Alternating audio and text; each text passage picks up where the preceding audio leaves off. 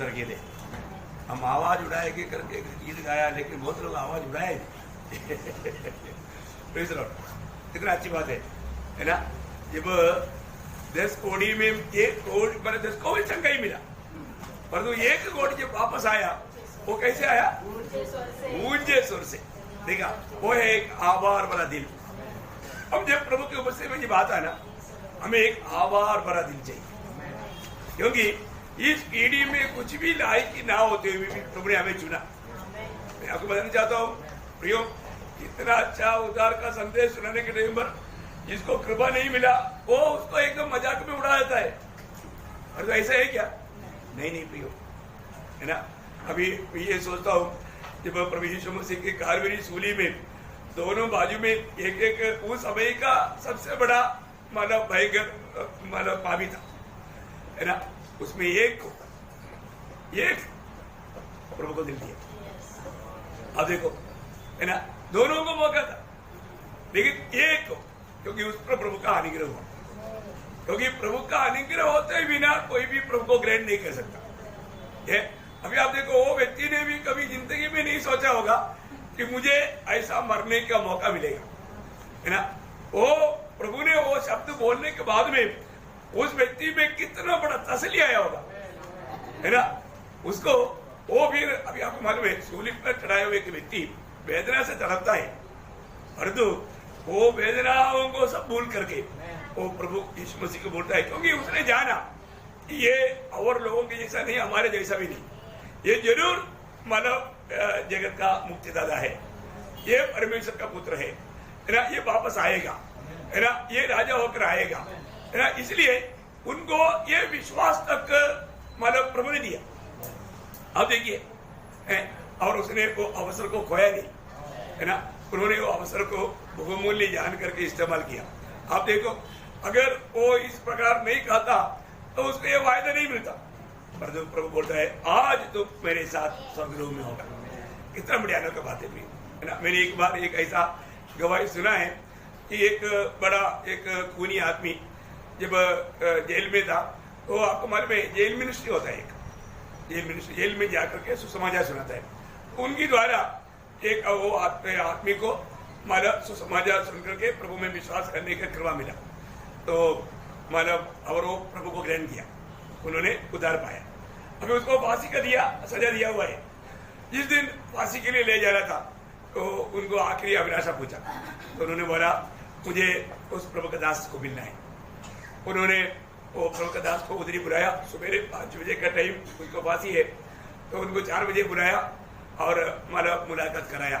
तब उन्होंने बहुत आनंद के साथ बोला, सर आप मुझे मिल गया, तो मुझे प्रभु को मिल गया, अभी मुझे मरने के लिए जाने के लिए कोई भी डर नहीं, क्योंकि मैं स्वर्ग जा रहा हूँ। जरूर मैं गुनाह किया, मतलब मुझे गवर्नमेंट ये जो सजा दे रहा है, मुझे उसमें कोई दुख नहीं, और मुझे मालूम है मैं थोड़े ही समय में मैं स्वर्ग पहुंच जाएगा।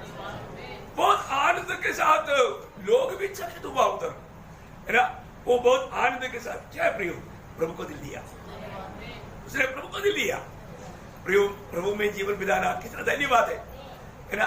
प्रभु में जीवन बिताते हुए कोई भी कहीं से भी समस्या आएगा तो भी कभी भी वो नहीं डरेगा, नहीं घबराएगा, क्योंकि उन्होंने आनंद जीवन पा चुका है ना।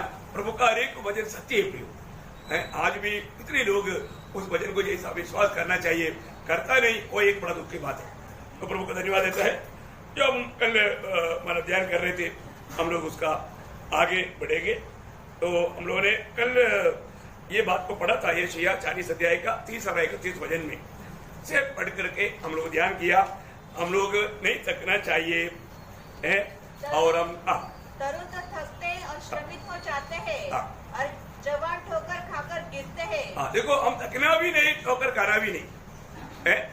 ये दुनिया में एक खतरनाक बात है, हमारे जीवन में कभी भी थक सकता है, ठोकर भी खा सकता है ना। आपको याद होगा, प्रभु यीशु मसीह ने मत्ती 11:6 में कहा, जो मुझ में ठोकर नहीं खाता वो धन्य है। मतलब प्रभु में ठोकर नहीं खाना। हम प्रभु में है तो हमें ठोकर खिलाने के लिए विरोधी कई कुछ काम करेगा, लेकिन हमें ठोकर नहीं खाना, क्योंकि हमारे प्रभु सच्चा है, वो जीवित है, उसका एक वचन सत्य है। मैं बोलता हूँ, हम लोग कितने धनी लोग हैं, है ना, हमारा ऊपर प्रभु का अनुग्रह नहीं हुआ तो आज हम लोग यहाँ पर नहीं मिलता था। ये आनंद और खुशी और आशा हमारे जीवन में कार्य नहीं करता था, लेकिन प्रभु ने हमारे लिए कितना बड़ा कार्य किया है ना। आज जब ये दोपहर के समय में इतना बड़ा बारिश आया, इतना मतलब ये सब होने के टाइम पर मैं प्रभु को बोला, प्रभु ऐसा अवस्था रहेगा तो आज लोग तो आपको मस्जिद में आने के लिए बहुत कम पड़ जाएगा है। प्रभु हर तरह करके मैं बाहर आकर देखा तो बारिश ही बंद हो गया। देखो इतना मतलब प्रभु ने इतना अच्छा सुंदर मौसम भी बना कर दिया, फिर भी मतलब गिरा हुआ बारिश को देख करके और ऐसे निर्णय लिया हुआ कई लोग नहीं है। जो भी है प्रभु एक्चुअली हमारे में एक बड़ा कार्य करता है। हम लोगों ने उसमें कल दो बात देखा था, मतलब जो हम लोग थक जाने का कारण, पहली बात हमने ये देखा था मतलब हमारे जीवन में आने वाला है पाप। पाप हमें मतलब थका देगा, कमजोर कर देगा। जैसा मतलब रोग, जो भी रोग आता है, बीमारी आता है, बीमारी हमारा शारीरिक बल को कमजोर कर देता है, उसी प्रकार आत्मिक बीमारी है पाप। कोई भी प्रकार का पाप हमारे में है तो मतलब हम लोग कमजोर हो जाएगा। तो आत्मिक जीवन में कमजोर ना पड़ने के लिए सावधान रहना चाहिए। दूसरा हमने देखा था हम लोग मतलब उसका सही आत्मिक भोजन नहीं खाएगा तो कमजोर हो जाएगा। देखो ये बात हमने नहीं आत्मीय मतलब उसमें ये कमजोरी होने का उसका बात है, लेकिन उसका एक गलत फल देखा था दूसरा पॉइंट में। दूसरा पॉइंट में, बाकी पूरा डिटेल से बोलने के लिए अभी तो दोहराने के लिए टाइम नहीं। उसका फल हमने ये देखा था मतलब जो भी अनंत काल का जो बातों का दर्शन हमें नष्ट हो जाएगा। अनंत काल जो हमें प्राप्त करना चाहिए स्वर्गीय दर्शन, क्योंकि अभी हमको मालूम है, हम सब लोग जानता है हम परदेशी है ना। परदेशी है तो हमें स्वदेश के बारे में चिंता चाहिए ना। स्वदेश के बारे में अभी इंडिया गवर्नमेंट के पास इतना डॉलर आता है, दिनार आता है, कहां से आता है? बहुत लोग परदेशी होकर उन देशों में बहुत लोग परदेशी होकर के उन देशों में वो लोग क्या करता, अपने देश में भेज देता, अपनी बाइक में भेज देता, स्वदेश में भेजता, उधर इकट्ठा नहीं करता। अभी कितने लोग हैं मानव प्रदेशों के रहने वाला, गांव में जमीन लेता है, बिल्डिंग बनाता है, घर बनाता है, सब कुछ है, वो उधर काम करके इधर ही भेज रहे हैं। नहीं समझा? ऐसा अभी हम परदेशी है, हम स्वर्ग का काम कर रहे हैं। हम जानता है हम परदेशी, हम स्वर्ग का काम करते हैं। इधर जो भी काम करता है वो स्वर्ग में हमारा काम बढ़ जाता। पर जो हर एक को दर्शन नहीं मिलेगा, वो दर्शन मिलेगा तो हम उसके अनुसार काम में भी उन्नति पाएगा, काम में भी उन्नति पाएगा। ओके, आज हम तीसरे बात को देख रहे जाता है, एक एक बातों में, एक सब हेडिंग में आपको देख करके उसके अंदर 2-3 पॉइंट बताएगा तो अपने आत्मीय जीवन में वो बहुत बड़ा सामर्थ्य देगा। ये था 2 पॉइंट और उसके अंदर 3 विषय था, वो बात अलग है। ओके, अभी तीसरा विषय क्या है, हम लोग ना तकने के लिए हमें क्या करना चाहिए। ना तकने के लिए ये देगा एक सब हेडिंग। अभी इसके अंदर मैं 4 बात बताऊंगा, इसके अंदर मैं 4 बात बताऊंगा, है ना। ना तकने के लिए मतलब हम लोग हमारे आत्मीय जीवन में बराबर काम करते रहना है तो हमें क्या करना चाहिए, मतलब उसमें ना ताकने के लिए। बात समझ में आ रहा है? बहुत आपको समझ करके आगे बढ़ेगा तो अच्छी बात है। तो पहली बात, परमेश्वर की वचन की सच्चाई प्रकट करने में नहीं तकना चाहिए। क्या बात है? परमेश्वर की वचन की सच्चाई प्रकट करने के लिए नहीं तकना चाहिए, क्योंकि आपको मालूम है आज सत्य वचन स्वीकारने के लिए लोग तैयार नहीं, इसलिए लोग क्या करता, थोड़ा मिलावट कर देता, मिलावट करके लोगों को मनपसंद का कार्य कर लेता। ये बहुत एक खतरनाक बात है ना, एक खतरनाक बात है। दूसरे कुरिन्ती उसका 4 अध्याय का 1-2 वचन पढ़ रहा, दूसरा कुरिन्ती उसका 4 अध्याय का 1-2 वचन। इसलिए जब हम पर ऐसी दया हुई कि हमें यह सेवा मिली, तो हम लिया नहीं छोड़ते, परंतु हमने सज्जा के गुप्त कामों को त्याग दिया और न चतुराई में चलते और न परमेश्वर के वचन में मिलावट करते हैं, परंतु सत्य को प्रकट करके परमेश्वर के सामने हर एक मनुष्य के विवेक में अपनी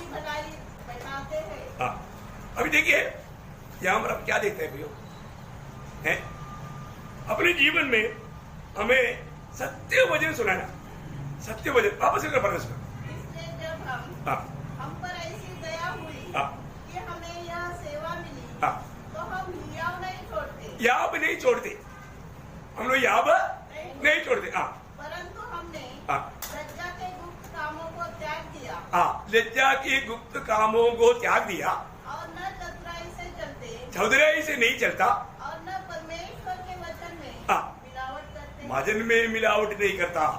बहुत बड़ी बात है भैया। क्या होता है कई बार लोग थोड़ा कुछ मिलावट भी करेगा तो लोग सब खुश हो जाएगा, है ना, परंतु ऐसा कामों में नहीं जाना। जो भी अभी आपको मालूम है जब इस्राएल में एक संभव हुआ, वहां पर झूठा भविष्यवक्ताओं से भर गया, राजा झूठा लोगों से खुश है, सच्चाई बोलने वालों से खुश नहीं। अभी एक बार हमारे लड़ाई में जाना है, लड़ाई में जाना है तो हमारे राजा ने अपने सारे भविष्यवक्ताओं को बुलाया, बुला करके पूछा मैं लड़ाई में जाऊं या ना जाऊं। अभी उन लोग क्या है, उनको मालूम है राजा को ये लड़ाई में जाने का बहुत इच्छा है, हाँ जाओ बोलेगा तो राजा खुश हो जाएगा, राजा जाकर मर गया तो भी हमको क्या नुकसान, समझ में आया, वो मर गया तो भी क्या नुकसान। इसलिए राजा का दिल की बात जान करके वो लोग हमेशा बोलता, ये उनका बात था। और वहां पर एक प्रभु का दास था, एक ही प्रभु दास मिकाया, वो क्या है बिल्कुल इसको जाना चाहिए ना जाना चाहिए, प्रभु ने इनको राजा बनाया है तो प्रभु की इच्छा प्रकट करता है, पर उस राजा को बिल्कुल पसंद नहीं।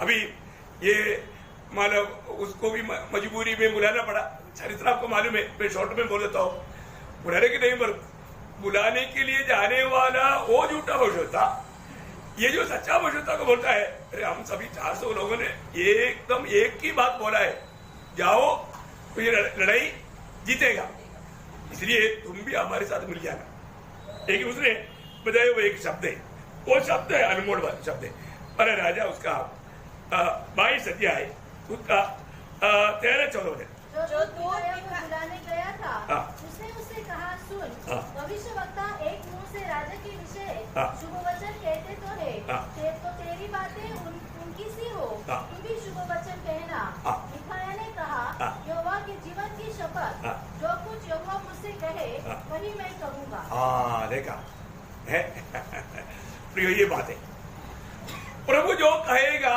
वो बात कहना चाहिए, परंतु यहाँ पर बाकी लोग क्या है, उन लोगों का एक प्रकार बोलेगा तो वो राजा का अंत ही चाहता था, देखा वो उनका विनाश के लिए उनको जाने के लिए प्रोत्साहन कर रहा था। आप देखिए एक बात पक्का है, सच्चाई बोलने वालों को कई प्रकार तकलीफ भी होता है ना। तो हमारे झूठा भविष्यवक्ता का एक नेता है, उसने क्या किया मालूम है, मानव उसका 24 है, तब कनाना के पुत्र सिदकिय्याह ने मिकाया के निकट जा उसके गाल पर थप्पड़ मारकर पूछा, यहोवा का आत्मा मुझे छोड़कर दूसरे बातें करने को किधर गया। देखा अभी सच्चाई बोलने वालों को तोहफा क्या मिलेगा, थप्पड़ मिलेगा। देखो है इतना भयंकर बातें भी उन लोग देखना चाहिए। अभी इसलिए कई बार कई ऐसा समस्याओं से बचने के लिए लोग उनकी इच्छा के अनुसार हाँ कर देता है, लेकिन प्रयोग सच्चाई जाना हुआ हम लोग कभी भी गलत बात के लिए कभी सिर नहीं हिलाना चाहिए, है ना, नहीं तो हम भी उस भाव में भाग लेगा। इतना भयंकर बात है, कितना भयंकर बात है। अभी राजा ऐसे लोगों से, बहुत लोगों को ये बात पसंद नहीं है ना। राजा का एक शब्द वहां पर उसका 22 अध्याय है, उसका 8 बजे पढ़ना। इस्राएल के राजा ने यहोशापात से कहा, हाँ हिमला का पुत्र मिकाया एक पुरुष और है, इसके द्वारा हम यहोवा से पूछ सकते हैं, परंतु मैं उससे घृणा करता हूँ। हाँ देखा, क्यों ऐसे घृणा करता हूँ, मेरे विषय कल्याण की नहीं वरन हानि की भविष्यवाणी करता है। देखा, जो हानि का कर रहा है वो सही, और जो सच्चाई बोल रहा है वो पूरा। देखा अभी वो समय का कैसा अवस्था था, वही ये अंत समय में भी है। जब वो सच बोलेगा लोग नहीं स्वीकारेगा, झूठ बोलेगा हाँ करेगा। ये दुनिया का अवस्था है। है ना, दुनिया का अवस्था है। मैं आपको बताना चाहता हूँ प्रियो, आज हम लोगों को प्रभु का सत्य वचन को स्वीकारने का मतलब एक मौका दिया, ये बहुत धन्यवाद है। लेकिन आखिरी समय में ये सच्चाई के लोग प्रतिनिधि नहीं करेगा। इसलिए प्रभु का वचन में अगर हमें बराबर मतलब अगर कमजोर ना होना है तो हमें सच्चा वचन को, क्योंकि वचन सुनने के टाइम पर ही लोगों को आत्मा गवाही देगा। ये कुछ तो गलत बात है भाई, ये सही बात नहीं। आत्मा जिसको है वो पक्का गवाही देगा। गलत बात सुनाने वाला व्यक्ति का बात सुनते ही कई तरह लोग मतलब मुझे कई बार गवाही दिया, वो आकर के बात बदल रहा था, तभी हमको लगा ये गलत है। देखा गलत है, पवित्र आत्मा अगुवाई करेगा ना, सही क्या है गलत क्या है, पवित्र आत्मा जरूर अगुवाई करेगा। यो गलत है तो उन बातों में हमें ज्यादा खान नहीं लगाना चाहिए। मेन बात, पहली बात वचन की बात है। दूसरी बात क्या है कि हमको इस मतलब कमजोर ना होने के लिए हमारे में हमेशा भलाई काम होते रहना चाहिए। कभी भी अभी आपको मालूम है मतलब बुराई बढ़ने के कारण प्रेम ठंडा हो जाएगा, प्रेम ठंडा हो जाएगा बोल करके हम भी बुराई करना चाहिए क्या? नहीं, हमें प्रेम करते रहना है, हमें प्रेम करते रहना। यहाँ पर दो शब्द में आपको पढ़ाना चाहूंगा। एक दूसरा थिस्सलुनीकियों 3 अध्याय का 13 वचन। परंतु दुष्ट और बहकाने वाले धोखा देते हुए और धोखा खाते हुए बिगड़े चले जाएंगे। पर तू उन बातों पर जो तूने सीखी है और विश्वास किया है, ये जानकर दृढ़ बना रह कि तूने उन्हें किन लोगों से सिखाया है। तुम्हें भाइयों बड़ाई करने में साहस न छोड़ो। हाँ वो है सब ओके। अभी मैं भी सोच रहा था कि कहाँ मर गया हो गया। ओके करेक्ट पढ़ा। दूसरा थिस्सलुनीकियों 3 अध्याय का 13 वचन सबको मिल गया ना? हाँ वापस पढ़ना। तुम्हें भाइयों हाँ भलाई करने में साहस न छोड़ो। हाँ भलाई करने में साहस ना छोड़ो। मतलब हम लोग प्रभु के जन होने के कारण कोई भी कितना भी हमारी विरुद्ध में बुराई करने दो, लेकिन हमारी तरफ से हम भलाई करना, बुराई कभी नहीं करना। ये बुराई ये करके हमको मालूम होते हुए भी हम करना बोलेगा तो अपन एक प्रकार शैतान को मौका दे रहे हैं। हमसे किसी प्रकार का भी बुराई होने नहीं देना। हर रोज हमें परखना अपने जीवन में, कोई भी प्रकार का, शब्दों में हो सकता है, विचारों में हो सकता है, लेकिन बुराई को जगह नहीं देना। कोई बात मतलब गलातियों में हम लोग बार बार पढ़ता है 6 अध्याय उसका 9-10 वचन। हम भले काम करने में साहस न छोड़े, हाँ क्योंकि यदि हम ढीले न हो हाँ तो ठीक समय पर कटनी काटेंगे। हाँ इसलिए हाँ। जहाँ तक अवसर मिले हम सबके साथ हाँ। भलाई करें। हाँ सबके साथ भलाई करें। जहां तक अवसर मिले प्रिय, जहां तक हमें अवसर मिलता है सबके साथ हम भलाई करें प्रिय। है हमारा आत्मीय जीवन में, नहीं तो मानव कमजोरी आएगा। इसमें हमें सावधान रहना। और तीसरे एक बात, हमें जीवन में आपको मालूम है मसीह जीवन में क्या आएगा? कष्ट आएगा। कष्ट में कई बार हमारा साहस टूट सकता है, लेकिन प्रभु का वचन कहता है एफेसियों का पत्री उसका 3 अध्याय का 13 वचन। एफेसियों 3 का 13। हाँ जो क्लेश तुम्हारे लिए मुझे हो रहे हैं, हाँ। उनके कारण साहस न छोड़ो। देखा, मतलब तुम्हारे लिए मुझे क्लेश हो रहा है, इसमें तुम साहस नहीं छोड़ना। देखो मतलब यहाँ पर पौलुस उनकी प्रति जो क्लेश उड़ाता है उसमें कई लोग साहस छोड़ने लेगा। एक बात मैं आपको बताऊं, ये सिर्फ प्रभु का वचन सुनाने वाले लोगों के जीवन में नहीं हुई, सबका जीवन में आएगा। ये बात तो पौलुस ने उनको सिखाया था। अब पहला थिस्सलुनीकियों उसका 3 अध्याय का 4 वचन है, 13 वचन है। पहला थिस्सलुनीकियों 3 अध्याय के 4 वचन। क्योंकि पहले ही हाँ जब हम तुम्हारे यहाँ थे हाँ तो तुमसे कहा करते थे कि हमें क्लेश उठाने पड़ेंगे, हमें क्लेश उड़ाना पड़ेंगे, और ऐसा ही हुआ है, ऐसा ही हुआ। देखा, जैसा कि तुम जानते हो। मतलब हमारे जीवन में प्रभु में आने के बाद में हमें कोई क्लेश नहीं होगा ऐसा कोई सोचेगा तो ठोकर खाता है। क्लेश आने के टाइम पर ठोकर खाता है। परंतु प्रभु के दास जहां पर भी गया उनको ये समझाया था हमें कई प्रकार का क्लेश उड़ाना पड़ेगा। वो बात प्रेरितों 14 का 22 में लिखा ना, हमें बड़े क्लेश उड़ाकर परमेश्वर के राज्य में प्रवेश करना है। एक बात मैं आपको यहाँ पर खास करके प्रभु यीशु मसीह के उपदेशों में से बताना चाहूंगा। मत्ती की सुसमाचार बहुत ध्यान से सुनना। उसका 10 अध्याय उसका 28 से 31। देखो ये विषय को सरल समझने के लिए ये बात को समझना बहुत अच्छी बात है। मत्ती 10 अध्याय का 28 से 31। जो शरीर को घात करते हैं पर आत्मा को घात नहीं कर सकते, उनसे मत डरना, पर उसी से डरो जो आत्मा और शरीर दोनों को नरक में नष्ट कर सकता है।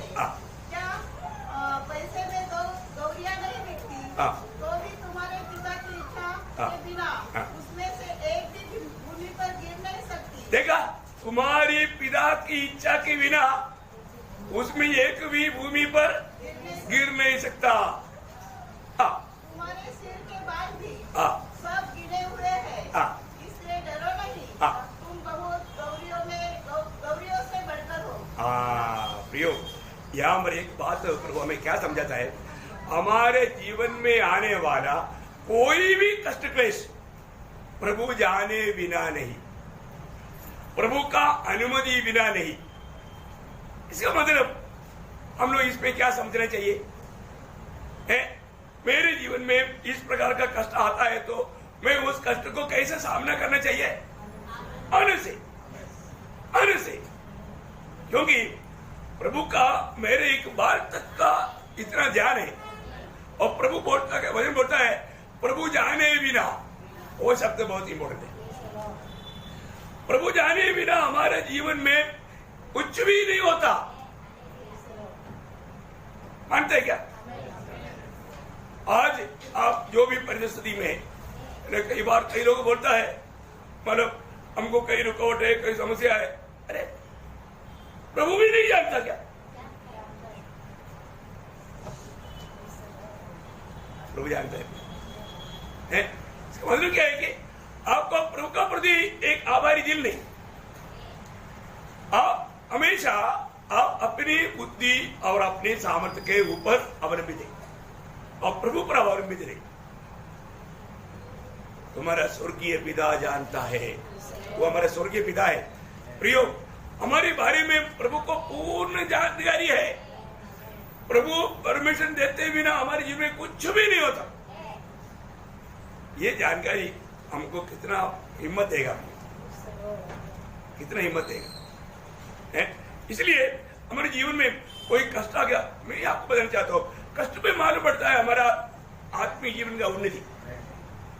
और कष्ट हमेशा हमें और भी प्रभु का निकट लाता है, प्रभु से दूर नहीं करता। एक वक्त के लिए कष्ट हमेशा प्रभु के निकट लाता है, और कष्ट हमेशा उसको प्रभु का स्वभाव में बढ़ाता है। कष्ट का लाभ का बारे में गिनती करने जाएगा तो बहुत है। और 119 का 71 आपको मालूम, भला हुआ मैं बिरयानी खा रहा था, हाँ देखा, भला हुआ मैं कष्ट में गया। क्या हो गया? मुझे प्रभु का कुछ और समझ मिला, प्रभु का और ज्ञान मिला, आत्मिक बातों का भेद होगा, प्रकाश मिला। यही तो बात है। अभी आप मुझे बताओ, ऐसा लोग, हम लोग पिछले दिन में भी रोमियो 5 अध्याय के 3-4 वचन ध्यान किया था, हम कष्टों में भी आनंदित होता है। हम कष्टों में भी आनंदित होने वाले लोग हैं प्रियो। सच्चा प्रभु में है तो हमारे जीवन में आने वाले हर एक कष्ट के बारे में हमको दर्शन है। प्रभु हमको आराम से पलंग पर सोने के लिए नहीं बुलाया प्रियो। ये बात हर एक पवित्र लोग समझना। मैं आपको बताना चाहता हूँ, आज भी प्रभु का बुलावट का हमारा प्रभु उसका उद्देश्य लोगों ने नहीं समझा। यहाँ पर प्रभु का वचन कहता है, हमारे जीवन में जो भी बात आता है प्रभु जाने बिना नहीं आता। ओके, 4वां बात, यहाँ पर हम कमजोर ना होने के लिए हमें करना चाहिए प्रार्थना। क्या करना चाहिए? प्रार्थना, वो भी निरंतर प्रार्थना। लूका 18 अध्याय का 1 वचन, लूका 18 अध्याय का, उसको अभी प्रार्थना करना और नियम न छोड़ना चाहिए, उनसे दृष्टांत कहा। देखिए, निरंतर प्रार्थना करना, लूका 18 अध्याय का 1 वचन है ना। देखिए, ये प्रार्थना के बारे में हम लोग बहुत सुनते हैं, मैं इसलिए यहाँ पर ज्यादा नहीं बोलेगा, लेकिन एक बात है प्रियो, हमें निरंतर प्रार्थना करने का, मतलब प्रभु के साथ का संगति करने का जरूरत है। वो संगति हमें बहुत सामर्थ्य दिलाएगा। प्रार्थना जीवन में आपको बहुत स्वर्गीय सामर्थ्य मिलेगा। ये बहुत जरूरी बात है, निरंतर प्रार्थना करना भी है। आज हमारा देखो कहीं ना कहीं हमें धोखा देने के लिए, आपको मालूम है ना, विरोधी का लक्ष्य पूरा क्या है? हमें ठोकर खिलाना है ना। यीशु मसीह की आगमन का निकटता में आया हुआ हम लोग कहीं ना कहीं हमको फंसाने के लिए विरोधी कोशिश करेगा। प्रभु बार बार दिया हुआ एक चेतावनी आपको याद है, जब मत्ती के सुसमाचार उसका 24 अध्याय, उसका 24 अध्याय उसका 4-5 वचन पढ़ना। यीशु ने उनको उत्तर दिया, हाँ। सावधान रहो, हाँ। कोई तुम्हें न भरमाने पाए, हाँ। क्योंकि बहुत से ऐसे होंगे हाँ। जो मेरे नाम से आकर कहेंगे, मेरे नाम से आकर कहेंगे, मैं मसीह हूँ, हाँ। और बहुतों को भरमाएंगे। देखा, ये तो बात इस आखिरी समय में बहुत बढ़ेगा है। मैं मसीह हूँ, मानो मैं भी अभिषिक्त हूँ, मैं भी प्रभु का दास हूँ, प्रभु का नाम लेकर के आकर के लोगों को फंसाएगा। प्रियो, अगर हम सावधान नहीं रहेगा तो ठोकर खाने का ये इन दिनों में बहुत लोग आत्मीय दुनिया में ठोकर खा चुके थे, बहुत लोग ठोकर खा चुके। हम लोग कितना सावधान रहना चाहिए। ठोकर खाने में सावधान रहने के लिए बहुत बातें, जब इसका कारण क्या मालूम है? अभी आपको मालूम है, उस समय के समय में इस समय में बहुत अंतर है। आजकल आपको कोई भी बात का उत्तर पाना है तो गूगल को पूछो, आगे ना गूगल उत्तर देता। इसका मतलब क्या है ना, लोगों को लगता है मैं बहुत समझदार हो गया, मेरे जीवन में मेरे जैसा बुद्धिमान कोई नहीं। ये बात का एक अहंकार लोगों में आएगा। यशायाह नबी में एक मतलब वचन है 47 उसका 10 वचन, यशायाह उसका 47 अध्याय का 10 वचन। तूने अपनी दुष्टता पर भरोसा रखा, हाँ। तूने कहा, हाँ। मुझे कोई नहीं देखता, हाँ। तेरी बुद्धि और ज्ञान ने तुझे बहकाया, देखा, तेरी बुद्धि और ज्ञान ने तुझे बहकाया। और तूने अपने मन में कहा, हाँ। मैं ही हूँ, हाँ। और मेरे सिवाय कोई दूसरा नहीं। हाँ, देखा, मतलब मैं सब कुछ जानने वाला है, मैं सब समझता हूँ। ये एक घमंड का दिल बहुत लोगों में आ जाता है। ऐसी अवस्था आ गया तो फिर तो उसको मतलब प्रभु में बना रहने का सवाल ही नहीं। इसी कारण बहुत लोग ठोकर खाता है। मैं वो देखता हूँ, ये देखता हूँ, मैं ये सुनता हूँ, वो सुनता हूँ, मेरे को बहुत ज्ञान है। चाहे तो मैं मानव कंप्यूटर में भी देखता हूँ, फिर कहाँ देखता है मालूम नहीं है ना, उधर सब देख करके पूछते रहता हूँ। इसका मतलब क्या है कि इसलिए क्या है कि उनको संगति का मौत नहीं, प्रार्थना जीवन का मौत नहीं, एक पवित्र जीवन का मौत नहीं, प्रभु का गवाही का मौत नहीं, प्रभु का वचन का मौत नहीं, हर एक बातों में गिर चुका है वो। उसको मतलब उसका समझ उसको धोखा दिया है ना। इतना भयंकर बात है अपने जीवन में।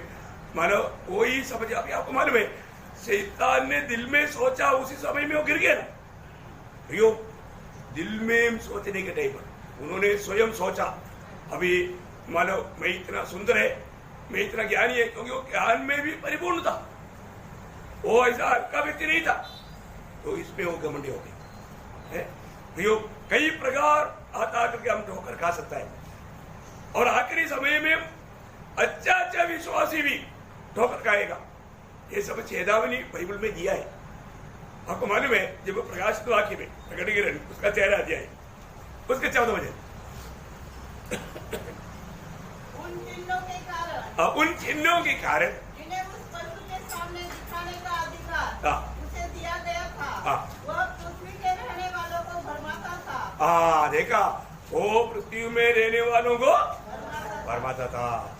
और पृथ्वी के रहने वालों से कहता था कि जिस पशु के तलवार लगी थी वह जी गया है, उसकी मूर्ति बनाओ। देखा, और उसे उस पशु की मूर्ति में प्राण डालने का अधिकार दिया गया कि पशु की मूर्ति बोलने लगे, और जितने लोग उस पशु की मूर्ति की पूजा न करे उन्हें मरवा डाले। देखा, इतना भयंकर बात है प्रियो। ये सारे अभी आपको मालूम है, अभी मूर्ति पूजा दुनिया में बहुत बढ़ते जा रहा है, बहुत बढ़ते जा रहा है। और आजकल आपको मालूम है मूर्ति बात करता है? और माना लोगों को उसके सामने दंडवत करवाने के लिए शैतान का बहुत बड़ा कोशिश जारी है। एक बात आपको बताओ, ये आखिरी समय में होगा। सत्य वचन पर विश्वास करने वाले ना करने वाले लोग, बहुत से लोग ऐसे बातों में भरमाए जाएगा। और ये प्रभु ने बोला है तो बात ऐसे ही है ना, लेकिन उस दिन प्रभु बोलेगा मैं तुम्हें कभी नहीं जानता। प्रियो, आज कोई भी प्रकार का चिन्ह चमत्कार के पीछे जाने वाला सबसे बड़ा धोखा खाता है। और जहां पर चिन्ह चमत्कार होता है वहां पर बहुत भीड़ जमा होता है, क्योंकि आपको मालूम है विरोधी का उसमें बहुत बड़ा हाथ है। जब प्रकाशित वाक्य 12 अध्याय उसका 9 मुझे पढ़ना। अब बड़ाजगर अर्थात वही पुराना सांप जो इब्लीस और शैतान कहलाता है और सारे संसार का भरमाने वाला है। सारा संसार का भरमाने वाला, देखा, सारा संसार का भरमाने वाला है शैतान है। संसार भर में रहने वाले लोगों को भरमाने में उसको इतना मानव सामर्थ्य। आप देखो भी अपने जीवन में परखना है।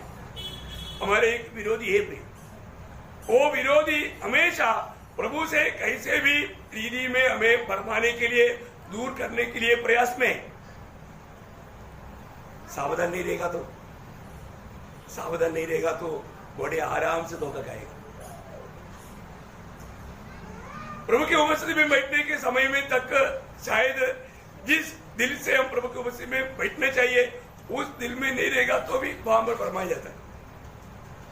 वचन सही प्रकार काम नहीं करेगा। यशायाह नबी में ऐसे एक वचन है, यशायाह उसका 44 का 20, यशायाह नबी किताब उसका मानव 44 अध्याय का 20 वचन। भरमाई हुई बुद्धि के कारण भटकाया गया है। हाँ देखा, भरमाया हुआ बुद्धि के कारण वो भटकाया गया। देखा, भरमाया हुआ बुद्धि भरमाया जाता। अभी आपको मालूम है ये बात है ना, बहुत सरल रूप में रहेगा। क्या है कि अभी बारिश भी था, ऐसे तो मानो आजकल हर जगह पर बीमारी है, पूछेगा तो भी बोल सकता है घासी नहीं तो भी घासी बनाएंगे ना, है ना। भरमाया हुआ बुद्धि उपाय, ये एक चल रही। पहला मंडली में क्या हुआ था? पहला जो मंडली में मतलब जो शुरुआत का समय में मंडली में अननिया और सवेरा के जीवन में क्या हुआ? वो एक प्रकार भरमाया गया, एक प्रकार शैतान का धोखे में बढ़ा। प्रेरितों का उसका 5 अध्याय का 3 वचन। पतरस ने कहा, हे हनन्याह, शैतान ने तेरे मन में यह बात क्यों डाली कि तू पवित्र आत्मा से झूठ बोले और भूमि के दाम में तेरा मन में ये बात क्यों डाली? उसका मन में एक बात डाला। देखा, उन्होंने कभी नहीं सोचा था आज इस प्रकार कार्य करने के कारण मेरा मृत्यु हो जाएगा, है। शुरुआत का जैसा प्रभु अगर काम करता शायद मंडली में रोज मरता लोग, है ना, क्योंकि मन की कितनी कपटता से लोग प्रभु की उपस्थिति में कार्य करता है। हमारा भक्ति कैसा है ये बात को जानना। अभी उन्होंने जो भी कार्य किया उसमें कपटता दिल में आया, एक ऐसा एक विचार, एक भावना उनके अंदर डाल दिया। देखो, उनका और उनका पत्नी का भी मृत्यु का, क्योंकि पत्नी ने भी उस बात को साथ दिया, दोनों का मृत्यु हुआ। बात क्या है? ये बात मन में हुआ और मन में आने के कारण उन लोगों ने ऐसा कार्य किया। देखा, हमारे मन में आने वाला बातों को, इसलिए मन में उठने वाला बातों को भी प्रभु के लोग जांचना चाहिए। मेरा मन में ऐसा कुछ विचार उत्पन्न हो रहा है, ये प्रभु की ओर से है क्या? ऐसा कोई विचार मेरे मन में आने के कारण मेरा शांति टूट जा रहा है तो आप समझना ये प्रभु की ओर से नहीं, बिल्कुल धोखा दे रहे है ना। मानव इस गृहस्था का मन में शैतान ने विचार डाला था, दावीद का मन में गिनने के लिए एक विचार डाला था, मन में डाला था। इतना भयंकर बात है प्रिय, ये विचार इतना बड़ा ताड़ना या सजा का कारण बना। हमें अपने जीवन में मतलब ऐसा कई रीति में हम लोग ठोकर खा सकता है, इसमें हमारे मन में आज क्या होना चाहिए? मन में हमेशा प्रभु का वचन देना चाहिए, प्रभु का वचन पर हमारा ध्यान होना चाहिए, प्रभु की ओर मन में उड़ने वाला। जब दूसरा कुरिन्थी में आपको याद है 10 अध्याय का 4-5 वचन, क्योंकि हमारी लड़ाई के हथियार शारीरिक नहीं पर गढ़ों को ढा देने के लिए परमेश्वर के द्वारा सामर्थ्य है। इसलिए हम कल्पनाओं का और हर एक ऊंची बात का जो परमेश्वर के पहचान के विरोध में उठती है खंडन करते हैं और हर एक भावना को कैद करके, हर एक भावना को कैद करके मसीह के आज्ञाकारी बना देते हैं। इतना सुंदर बात है। हमारे मन में आने वाला बातों को भी प्रभु की इच्छा में मूड करके लेकर आना कितना श्रेष्ठ बात है। ये कौन कर सकता? जो आत्मा में सामर्थ पाया है, आत्मा में सामर्थ पाया। प्रियो, हमारे प्रभु हमें कितना भी सामर्थ चाहिए वो सामर्थ देने के लिए तैयार है, लेकिन हमें प्रभु की ओर जाना चाहिए, प्रभु की ओर जाना चाहिए। तो यहाँ पर मतलब हम लोग कभी भी ना तकने के लिए खास 3 बातों पर गौर देना, खास 3 बातों पर गौर देना। हम लोग कभी ना तकना है। नंबर 1 बात, भजन संगीता उसका 27 अध्याय का 14 वचन, भजन संगीता उसका 27 अध्याय का 14 वचन। यहोवा की बाट जोता रहो, यहोवा की बाट जोता रहे, याव बात और तेरा हृदय दृढ़ रहे, तेरा हृदय दृढ़ रहे। हाँ, यहोवा ही की बाट जोता रहो। हाँ, ये बात है। आपका कोई भी संकट में, कोई भी प्रतिकूल में, यदि आप प्रभु की बात जो होने वाला स्वभाव रहेगा, प्रभु की ओर देखने वाला स्वभाव रहेगा, प्रभु का चेहरा देखने का स्वभाव रहेगा, जरूर आप विजय पाएगा। कितना बड़ी बात है। योशुआ को भेजने के टाइम पर प्रभु खुद उसको बोलता है, योशुआ का किताब उसका 5 अध्याय का 8-9 वचन, व्यवस्था की यह पुस्तक तेरे चित्त से कभी न उतरने पाए, इसी में दिन रात ध्यान दिए रहना, इसलिए कि जो कुछ उसमें लिखा है उसके अनुसार करने की तू चौकसी करे, क्योंकि ऐसा ही करने से तेरे सब काम सफल होंगे और तू प्रभावशाली होगा। क्या मैंने तुझे आज्ञा नहीं दी? याव बांधकर दृढ़ हो जाओ, भय न खा और तेरा मन कच्चा न हो, तेरा मन कच्चा ना हो, क्योंकि जहाँ जहाँ तू जाएगा वहाँ वहाँ तेरा परमेश्वर यहोवा तेरे संग रहेगा। देखो ये क्लियर बात है, जहाँ पर भी जाएगा प्रभु हमारे संग रहेगा। भी मैं आपको बताना चाहता हूँ, प्रभु हमें कभी भी अनाथ नहीं छोड़ता है। आपको कभी लगता है कि आप अकेला है? कभी भी आप अकेला नहीं। प्रभु ने दिया वो शब्द आप लोगों का याद में हमेशा रहना। कौन सा मालूम है? यूहन्ना 14 अध्याय का 16 वचन। और पवित्र लोग ये वचन को हमेशा अपने दिल में रखना। मैं पिता से विनती करूंगा और वह तुम्हें एक और सहायक देगा कि वह सर्वदा तुम्हारे साथ रहेगा। देखा, वो सर्वदा तुम्हारे साथ रहेगा। देखो ये प्रभु ने हमें दिया वो वायदा है, और प्रभु ने वो वायदा हमें दिया है। प्रभु ने हमें दिया वो वायदा दिया है, हमने वो पाया है। तो प्रभु की आत्मा सर्वदा हमारे साथ है। बोलने का अर्थ आत्मा जहां हम रहे, त्रिएक परमेश्वर साथ में, वो सिर्फ आत्मा ही ऐसा नहीं। पुत्र जहां हम रहे वहां पर पिता भी है, पवित्र आत्मा भी है। आत्मा जहां हम रहे वहां पर पुत्र भी है, पिता भी है। पिता जहां हम रहे उसके साथ पुत्र भी है, आत्मा भी है। तीनों साथ रहता है, तीनों साथ रहता है। कितना अनमोल बात है। मैं आपको कहना चाहता हूँ, कर कई आज उस जानकारी ना होने का कई अवस्थाओं में लोग डर जाता है। प्रयोग हमें यह बांधना है। जब दानियल 11 अध्याय का 32 वचन में, दानियल 11 अध्याय का 32 वचन का आखिरी में लिखा है, जो यहोवा को जानता है वो याव बांधकर बड़े काम करेगा, बड़े काम करेगा, है ना। वो ये बात प्रियो, प्रतिकूलों में डगमगाएंगे नहीं। शत्रु मेषक अबेदनगो के सामने बड़ा प्रतिकूल आया, आगे आगे बचने के लिए मूर्ति के सामने दंडवत करना पड़ेगा। लेकिन वो लोग बोलता है हमारे प्रभु को हम जानते हैं, हमारे प्रभु में इतना सामर्थ्य है, ये आग उसके सामने कुछ भी नहीं। यदि हमारे प्रभु हमको बचाना चाहता है तो हमको बचाएगा। यदि उस पर हमें मारने का है तो हमें मारने के लिए तैयार। क्या निर्णय प्रियो है। आप देखो प्रियो, जो भी प्रतिकूल को सामना करने का भी ताकत कौन देगा? प्रभु देगा, प्रभु देगा प्रियो। अपनी ताकत में हमें नहीं भरना है, अपनी ताकत में हमें कुछ भी काम नहीं करना। नए नियम की मंडली का भक्त लोग हमेशा याद रखना फिलिपियों 4:13, हाँ, जो मुझे सामर्थ्य देता है। देखा, मेरे सामर्थ्य क्या नहीं, जो मुझे सामर्थ्य दे, प्रभु का सामर्थ्य प्रियो। अपन जो भी करता है वो प्रभु का सामर्थ्य में करता है। देखा, आज भी बहुत बार हमको क्या लगता है, अरे अभी कैसे होगा, क्या होगा। मैं आपको बताऊं, है ना, प्रभु को लोग सिर्फ सुन करके जानकारी पाना काफी नहीं है, चक्कर जाना।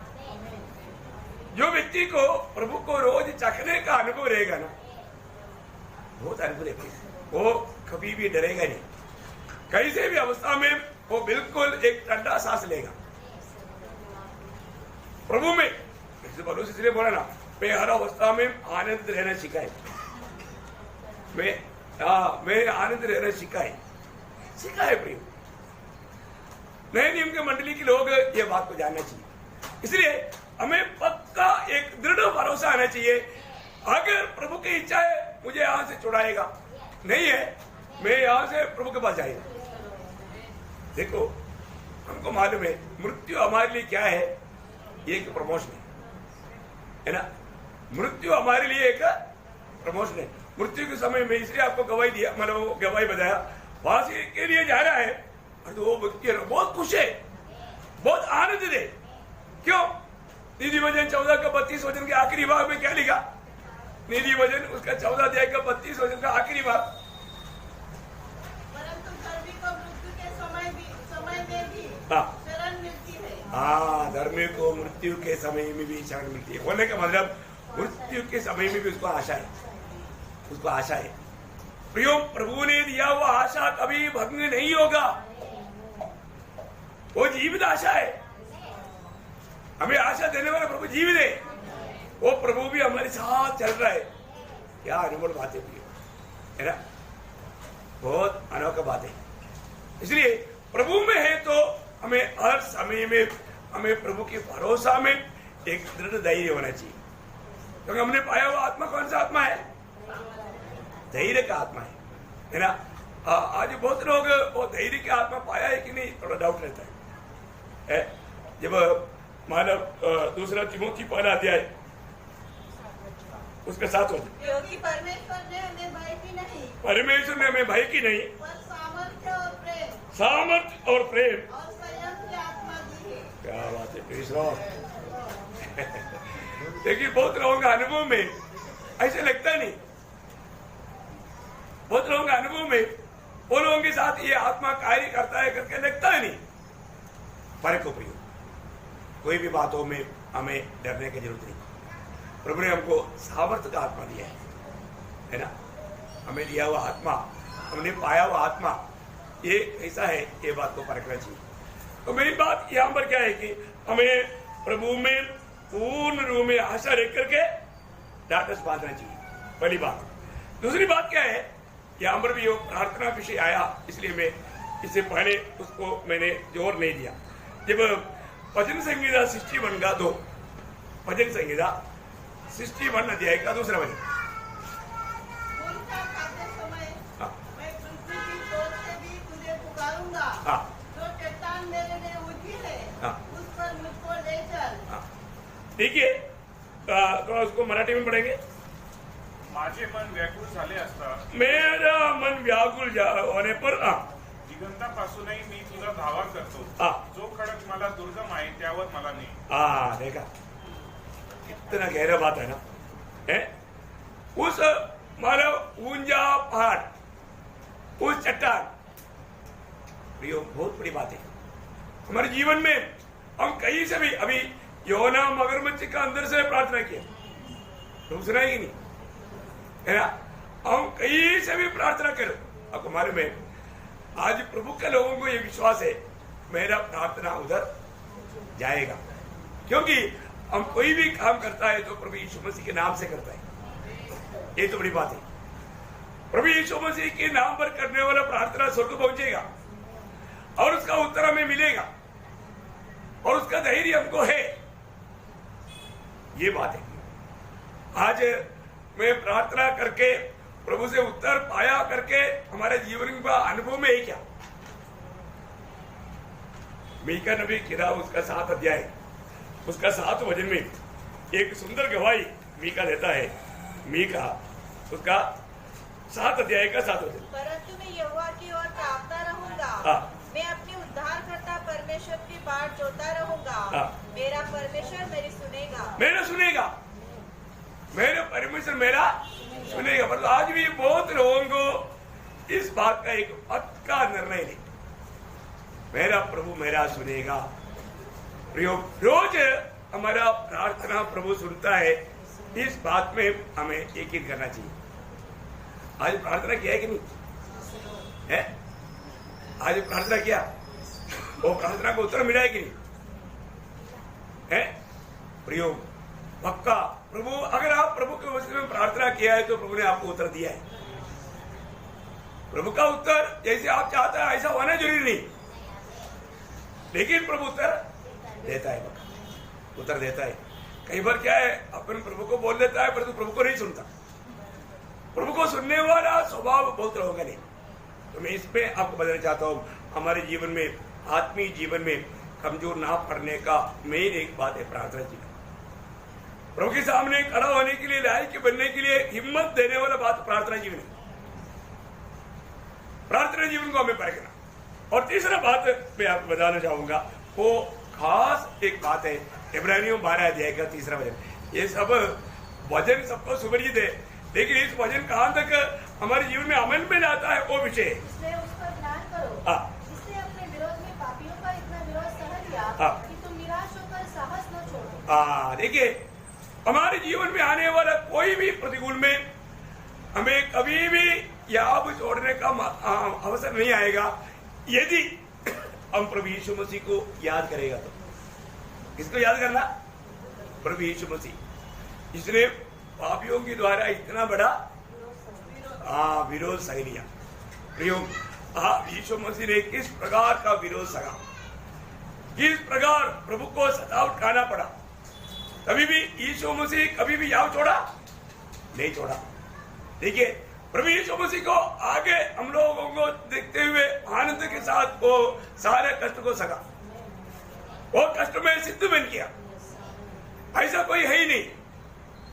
आप देखो, इतनी प्रकार लोगों के द्वारा प्रभु को कष्ट और निंदा उड़ाना पड़ा। रोमी सिपाहियों से उन्हें बहुत कष्ट उड़ाना पड़ा, यहूदी लोगों से कष्ट उड़ाना पड़ा, धर्म की हमारे याजक से लेकर के शास्त्री वरीसी उन लोगों से कष्ट उड़ाना पड़ा, राजा लोगों से कष्ट उड़ाना पड़ा। ये सारे प्रकार का कष्टों में भी प्रभु यीशु मसीह अपना याब नहीं छोड़ा। प्रभु वचन कहता है, इस रीति में दुख सहा हुआ प्रभु यीशु मसीह को याद करो। वापस एक पढ़ना,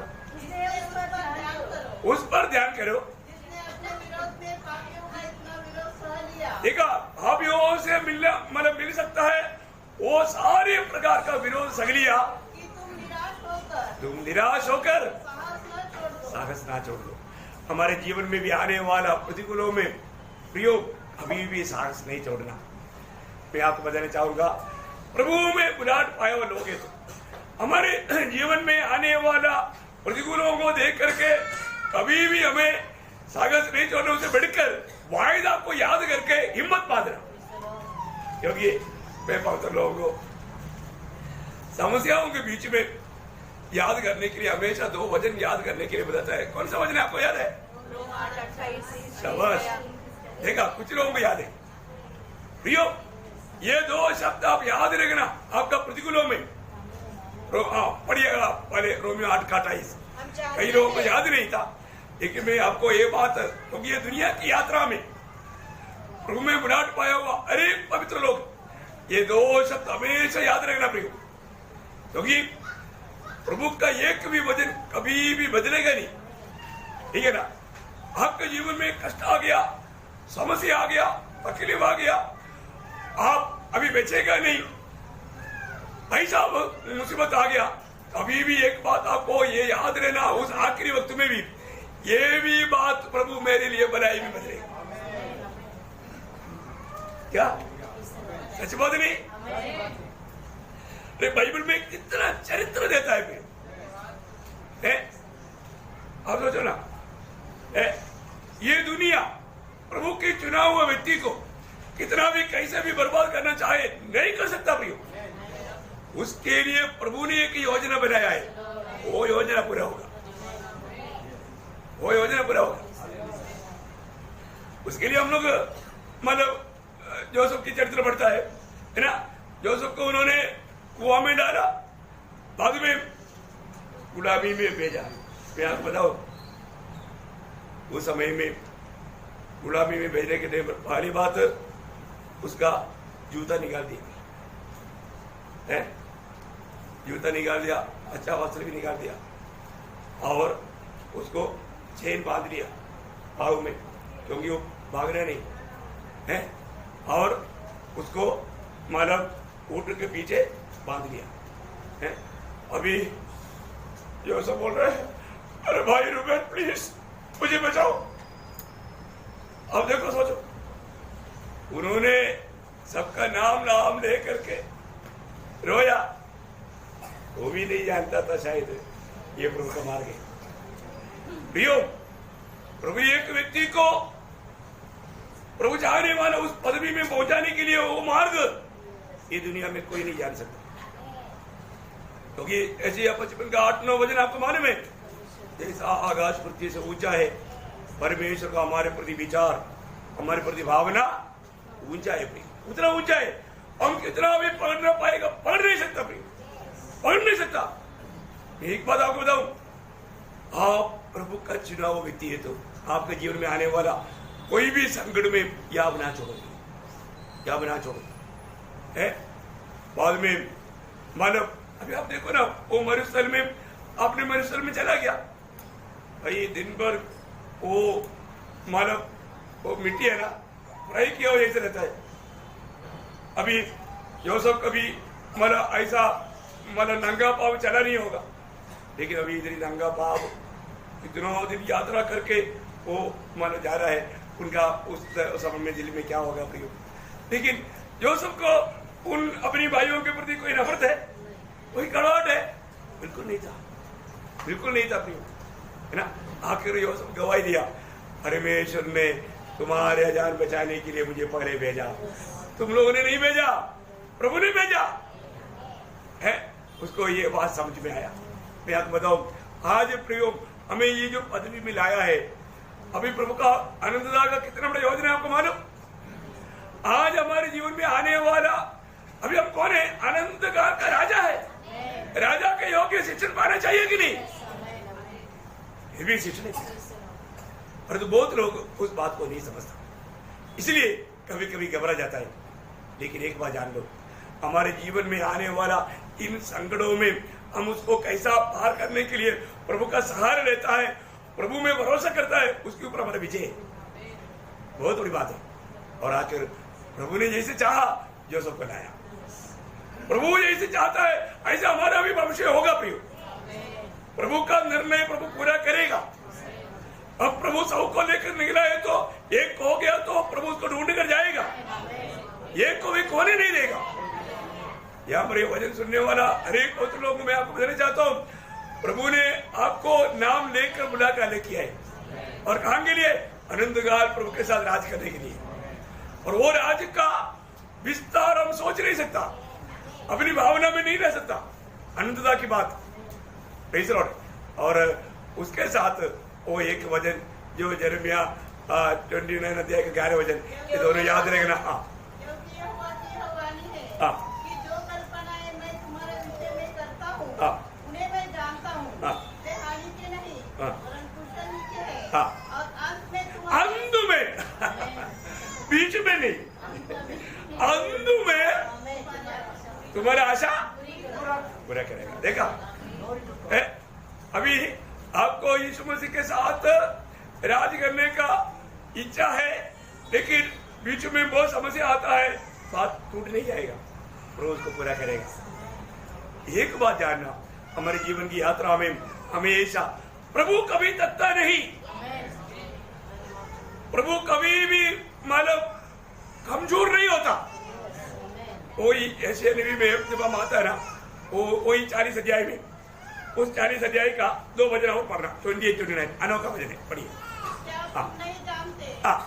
क्या तुमने नहीं सुना? तुमने नहीं सुना? यहोवा जो सनातन परमेश्वर पृथ्वी भर का सृजनहार है, वह न थकता न श्रमिक होता है, फिर उल्टा क्या करता? उसकी बुद्धि अगम है, वह थके हुओं को बल देता है। और शक्तिहीन को बहुत सामर्थ्य है। Praise Lord. प्रियो, हमारा प्रभु हर वक्त में, हर अवस्था में, है ना, प्रभु कैसे कैसे हमें सामर्थ्य करके ले चलता है। कितनी बार हर दिया करके लगता है, परंतु वहां पर भी आकर प्रभु विजय देता है।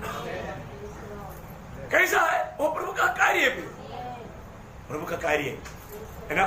प्रियो, प्रभु कभी तकता नहीं, प्रभु तको को सामर्थ्य देता है, हमें कभी भी लज्जित नहीं होने देगा। प्रभु में भरोसा किया वो व्यक्ति, मैं आपको बोलता हूँ, आजकल आप जोर से बोलना चाहिए कि हम जाने वाला है। विश्वास है क्या? है? हम जाने वाला है,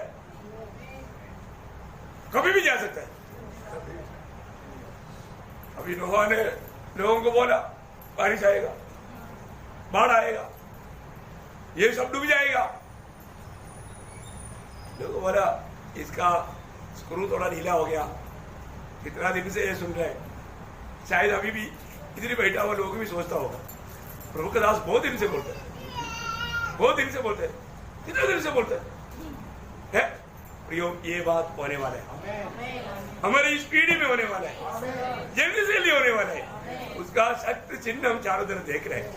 शायद आज हम लोग इधर से विदा होने के बाद में कल का संगति की आशा में जाता है, और तो कल इधर ही मिलना कोई जरूरी नहीं, मध्याकाश में मिलेगा, ऐसा भी हो सकता है। इसलिए आत्मीय जीवन में हम लोग कभी भी कमजोर ना होने के लिए आज 2 बात में आपको बताया। पहली बात, हमें मतलब कमजोर ना होते हुए काम करने वाला कार्य क्या क्या है? वचन की सेवकाई, भलाई करने में थकना नहीं, कष्टों में याव नहीं छोड़ना, प्रार्थना में निरंतर प्रार्थना में रहना। 4 बात उसके बारे में बताया। आखिर में मैंने बोला कि हम लोग मतलब कभी कमजोर ना होने के लिए ध्यान देने वाला 3 बात क्या क्या है? यहोवा में मतलब आशा लेकर के डांटस बांधना, और निरंतर प्रार्थना करना, और तीसरा हमारा अंदर कमजोर ना होना, हमारा अंदर मन में कमजोर ना होना। मतलब इब्रानियों 12 का 3 वो वापस होकर पढ़ेंगे आप लोगों को पॉइंट मिलने के लिए। इब्रानियों 12 का इसलिए उस पर ध्यान करो। इसने अपने विरोध में पापियों का इतना विरोध सह लिया कि तुम निराश होकर साहस ना छोड़ो, साहस ना छोड़ो। विरोधियों से इतना कष्ट सका हुआ, प्रभु यीशु मसीह को याद करेगा तो फिर साहस छोड़ने का, हमारा साहस नष्ट होने का सवाल ही नहीं। कितना अनोखा बात है। Praise Lord. प्रभु का महिमा हो। प्रियो, मैं आशा करता हूँ जरूर इस आखिरी समय में हम लोग बहुत आत्मीय सामर्थ्य के बल के साथ दिन प्रतिदिन प्रभु में बढ़ते जाना, अच्छा प्रभु का गवाही देते जाना, और प्रभु के आगमन की बाट जोते रहना। उसके लिए प्रभु के वचनों के द्वारा सबको सहायता करे। प्रभु को महिमा मिले। आमीन।